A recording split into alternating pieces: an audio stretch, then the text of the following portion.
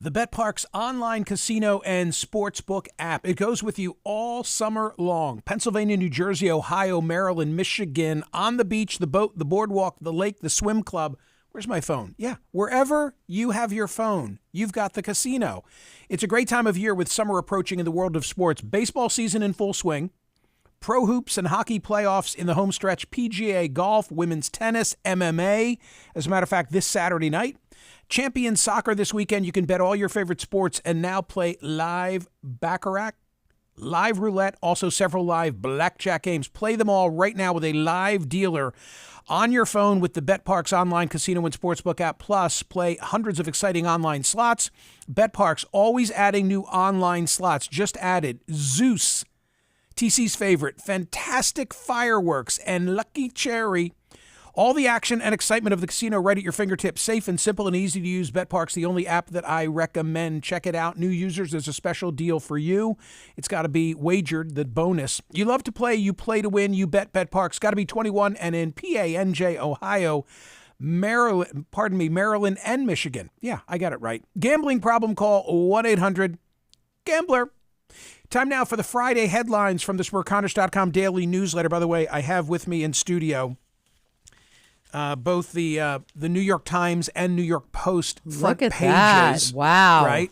The Times, guilty. Jury convicts Trump on all 34 counts. The New York Post, injustice.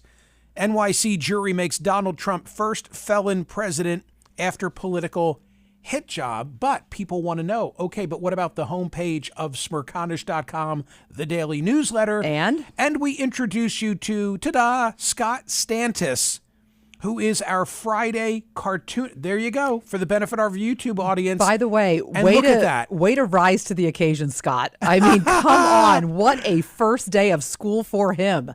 That was amazing. We have a running mate, and Trump is running, and what is around his ankle? The big ball and chain. Ball and chain. The big ball and chain. Wow. That is amazing. So, yeah, it's a perfect launch day. As you know, we have Jack Oman on Tuesdays, and we have Rob Rogers on Wednesdays, and we have Steve Breen on Thursdays. I've been seeking someone for a little bit of balance. You know, I'm mindful of the criticisms of the subscribers who say, hey, these cartoons, they do seem to slant a little bit left. Scott is a libertarian-leaning Republican. He draws for the Dallas Morning News and the Chicago Tribune. So another like A-list guy. And now for Smerconish.com. There you go. So, and today, pure coincidence, he had submitted another editorial cartoon. Oh, yeah. We had one ready to go. Which was really well done. Correct. And then the verdict came in and he's like, hold on a sec. Guys. Yeah, hold on. Right. I think I've got something else for you. Yeah. So, yeah, that is his debut, and it's just really great. We have a running mate. I look at that and I say, and the way in which the book will reflect the verdict in the Trump trial is not with some written narrative that you already know, but rather with some insight and humor. That will be the first one about, because I'm sure there will be more with our other cartoonists next week, but that will be the first one. Yeah, it's really and well you'll know done. That's when it happens. It's really, really well done. Yeah.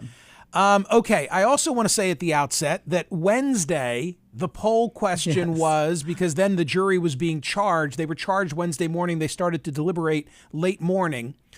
When will the Trump trial be over? We had 24,817 votes cast, and 24.75% of you, not me, because I thought it was going to be today, Friday. I am not surprised by the result.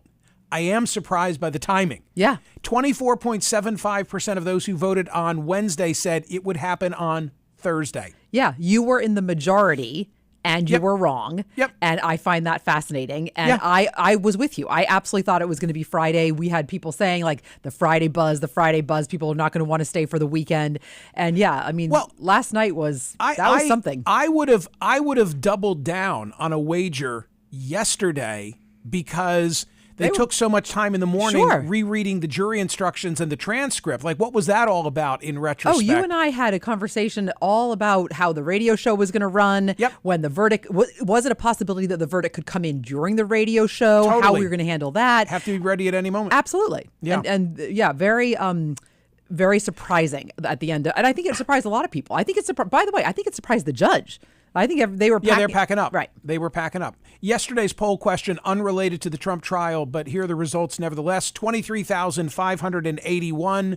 Should universities refrain from taking official positions on controversial public policy issues?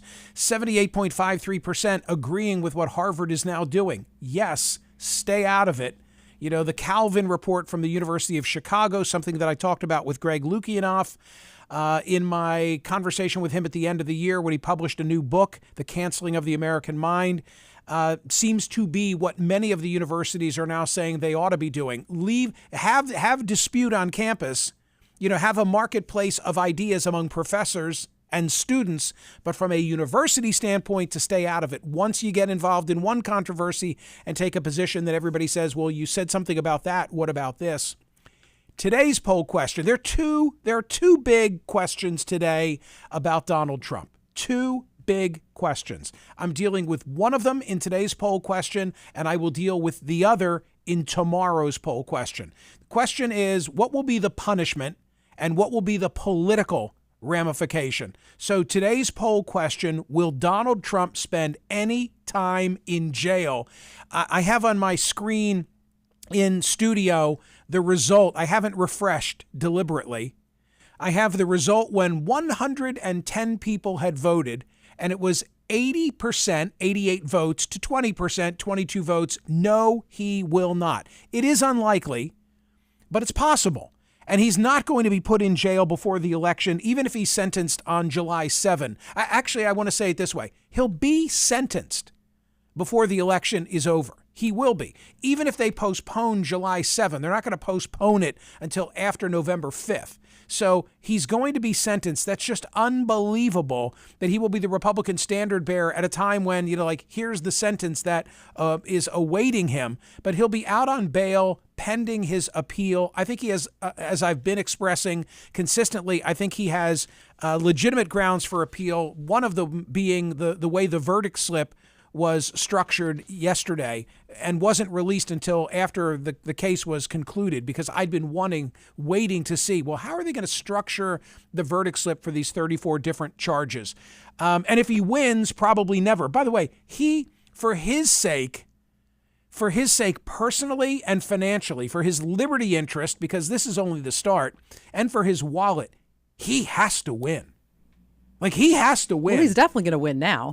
I mean, he was going to win before, but wow, whoa, TC, so bold. Come on. I mean, I have so many friends that are like, oh, yay, he's guilty. I'm like, guys, let him cheer on camera, De Niro did. Exactly, and you know what that is? The trial itself, and now the reaction of those on the left is the biggest get out the vote effort in the history of the world. And I'm not exaggerating. It truly is. And for people not to see that, I just marvel. I was watching a number of hosts and commentators trying to hold it all in. Oh, you just knew they wanted to smirk. Oh, and yeah. They just were trying so hard not to. Definitely. And to be very Definitely. serious, this is a dark, a very sad day for America. I'm and you know me, I'm not a Trump fan at all. I'm not a Trump fan. I don't want to vote for Trump, but oh my gosh, you are electing him president. Okay, can I say again, he slept with her, he paid her, and he did it with an eye toward the election. Bing, bang, boom. I agree on all those things, but I'm unsettled about how this happened. That's it. Yeah, well said. So half the links today in the newsletter, how could it not be? This is like a moon landing, right. Okay? Half the links today are all trial related from a whole variety of angles, including one from NPR that gives the results of, and again, this is one of the two big issues. This is is it going to move the needle issue? NPR and Marist released a survey. Overall, 2/3, 67% said a guilty verdict would make no difference in their vote. 3/4 said the same of a not guilty verdict. I just don't believe it, and I'm not going to believe the first poll that comes out. I don't expect the bottom is going to drop out of the Trump campaign, and I think it's going to take a while for the dust to settle, and other things are going to happen. As big as this is, and it's huge, other things are going to happen. Hunter's trial is going to start in 2 weeks, and I'm not establishing parity between the two, but that's going to be a big focal point. And yesterday, I participated in one of Mark Halpern's two-way conversations immediately after the verdict, and Meghan McCain was on, and Meghan McCain said, comes on, and I think she was in like a child's bedroom or nursery, and she's like, hey, here's what I'm spending for groceries. I think she said like $2,700 a month. This is what I'm spending for groceries. Meghan McCain. And this is still what it's all about. $2,700 a month? Yeah, that's what she said. It's a lot of groceries, huh? Holy moly. Yeah, that's what I thought. How many kids does she have now? I don't know. It's got to be like formula or something. It got to be. Yeah, I thought because that's crazy. I thought the same thing. Also, another great analysis, which is in the newsletter today from the folks at ABC, really 538 within ABC. And they go through all the data that exists, the polling data about what impact this may have on the electorate. And there was something in it that I thought was really insightful, which was this. Other polls also support the theory that this conviction won't cause mass defections to Biden. Those horse race polls, they don't actually show many Trump voters switching to Biden. Instead, most of the support that Trump loses goes to the undecided column or an unnamed hypothetical somebody else. I thought that's really interesting. Now, I don't want to minimize this because the battleground polls, there are 6 states that are battleground states, and each of them show, except Wisconsin, that Trump is beating Biden. But they're all essentially within the margin of error. Maybe not so much Nevada. Nevada's really an outlier now. Arizona as well. But when you look at Michigan, when you look at Pennsylvania, when you look at Wisconsin, they're really neck and neck. They're really neck and neck. So inches could decide it. I totally get that. In these polls, the people, and we haven't seen anything since the verdict actually came out. So I'm talking about the data for, hey, if this happens, there's not a defection from Trump to Biden. There are some people who say, I'm not going to vote for Donald Trump, but they're not ready to vote for Biden. It might depress the turnout, is the point that I'm trying to make. TC, people want to know, well, wait, can he still be president as a convicted felon? The answer to that is yes, he can. Absolutely can. And can actually be president from jail. From everything that I've read. So he can be president as a convicted felon. He can be president from jail. He could then petition because that, gets in the way of him performing his duties. Including traveling abroad. This is going to be so interesting. Including traveling abroad. This is going to be so interesting. Oh, my God. Yeah. President has to be at least 35 years old, a natural-born U.S. citizen, and must have lived in the U.S. for at least 14 years. There's nothing about criminal conviction he can serve. Trivia, you're going to hear this name, Eugene Debs. Who? Eugene Debs. He ran for president in 1920 from a prison cell while serving a 10-year federal sentence for imploring his supporters to resist the World War I draft. He captured 3% of the vote. Is he going to go to prison? That's today's poll question. As I referenced, he's been convicted now for 34 felonies. I was going to say that he faces 34 felony charges. I need to get used to saying no. He's been convicted 34 times, 4 years per count, but they're capped. The likelihood is that he doesn't. Theoretically, he could face 20 years. And who decides? Judge Juan Merchan, July 7. Circle that date on your calendar. Another story about the response from Republicans. They immediately lined up in tow.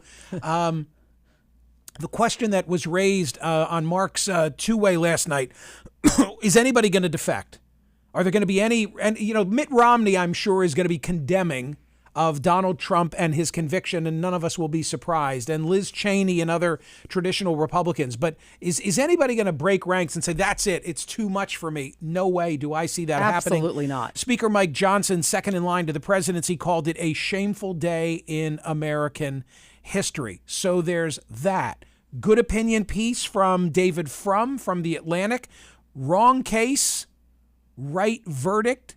He says the wrong case for the wrong offense just reached the right verdict. Donald Trump will not be held accountable before the 2024 presidential election for his violent attempt to overturn the previous election. He will not be held accountable before the election for absconding with classified government documents and showing them off at his pay-for-access vacation club. He will not be held accountable for the election for his elaborate conspiracy to manipulate state government electors, yada, yada, yada. But he's a convicted felon nonetheless. And then from opines, it says something about the American legal system, that it cannot deal promptly and effectively with a coup d'etat. but it says something bright and hopeful that even an ex-president may face justice for ordinary crimes under the laws of the state for which he chose to live and operate his business. So there's that too. I think you just said July 7th. It's July 11th. July 11th, pardon me. I missed it too. I knew that, but YouTube is correcting us.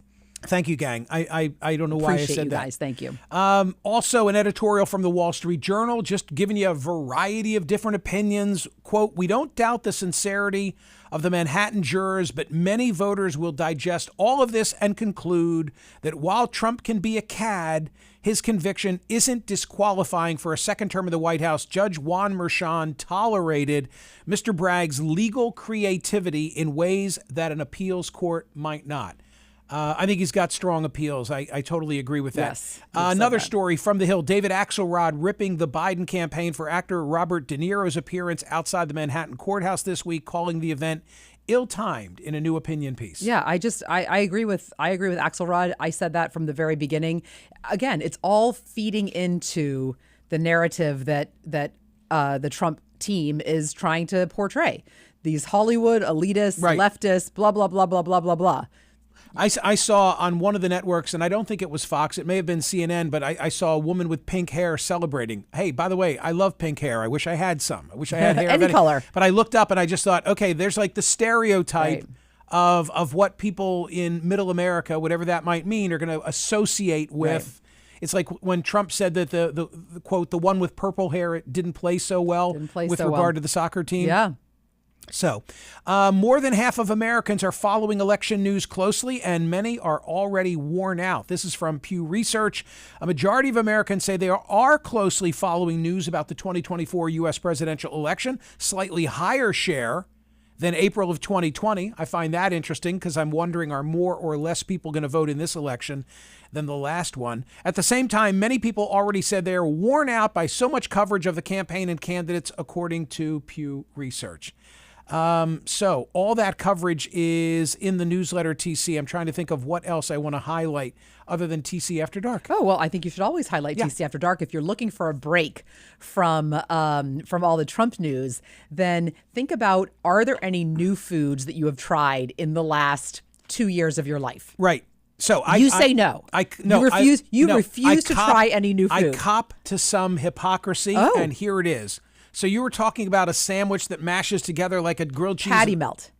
And I said, I don't want a combo. I said, I don't want a combo. Patty melt is its own thing. Okay. You know Bobby at the farmer's market. Of course. You know Bobby left I'll call it the Italian stand. For the Amish. And went to the Amish stand. Yes, he did. It was a bit of a question mark. I just swallowed because I'm thinking about what I'm about to tell you. Because when you go between those two places, I want everything on both sides. So yesterday I went over to Bobby. Oh my God, I love this. I don't know what you're about to say, and he said, what do you need, cuz?